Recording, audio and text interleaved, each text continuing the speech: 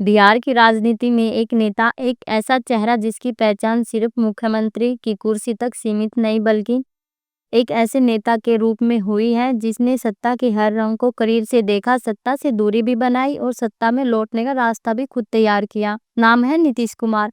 आज हम बात करेंगे नीतीश कुमार के पूरे राजनीतिक सफर की, उस सफर की जिसमें संघर्ष भी है, सत्ता भी है, उठान भी है और विवाद भी।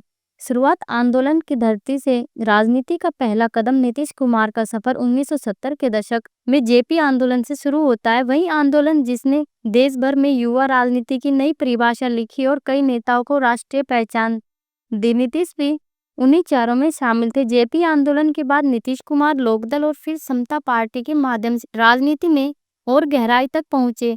यहाँ उनकी पहचान बनी एक ऐसे नेता के रूप में जो जमीन से जुड़ा है, विकास की बात करता है और भ्रष्टाचार के खिलाफ खड़े होने की हिम्मत रखता है।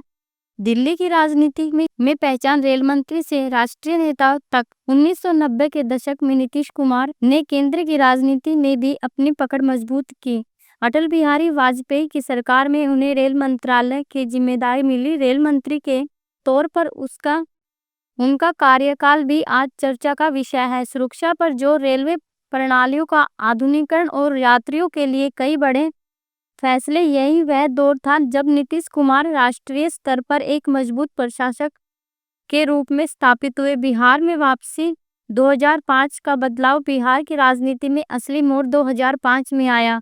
लंबे समय तक चला जंगलराज, कानून व्यवस्था की खराब स्थिति और विकास में पिछड़ता बिहार। इस पृष्ठभूमि में नीतीश कुमार ने पहली बार मुख्यमंत्री पद की शपथ ली 2005 से 2010 और फिर 2010 से 2013।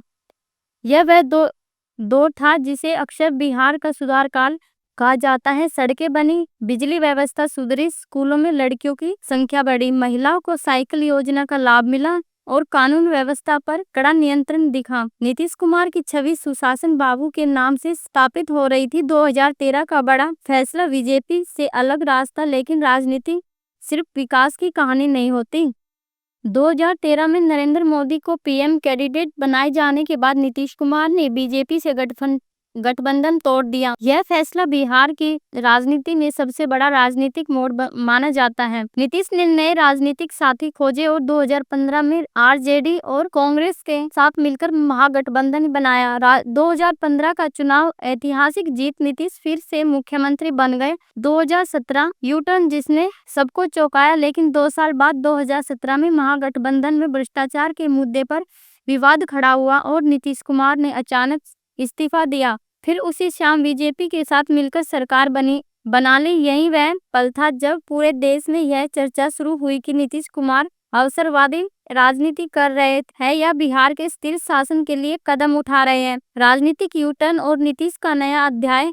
2020 से 2022 सत्ता में साझेदारी फिर मतभेद। 2020 के चुनाव में एनडीए को बहुमत मिला, लेकिन नीतीश की पार्टी जेडीयू कमजोर होकर तीसरे नंबर पर पहुंच गई। यहां से दोनों दलों के बीच मतभेद की शुरुआत हुई और 2022 में नीतीश कुमार ने एक बार फिर बीजेपी से गठबंधन तोड़ लिया और फिर से महागठबंधन सरकार बना ली। 2023 से 2024 विपक्ष की राजनीति और इंडिया गठबंधन। देश की राजनीति में जब विपक्ष एकजुट होकर इंडिया गठबंधन बना रहा था, उसके केंद्र में भी नीतीश कुमार थे। लेकिन जैसे ही गठबंधन का नेतृत्व तय हुआ, नीतीश कुमार को दरकिनार किए जाने की चर्चा शुरू हुई और कुछ ही समय बाद वह गठबंधन से दूर हो गए।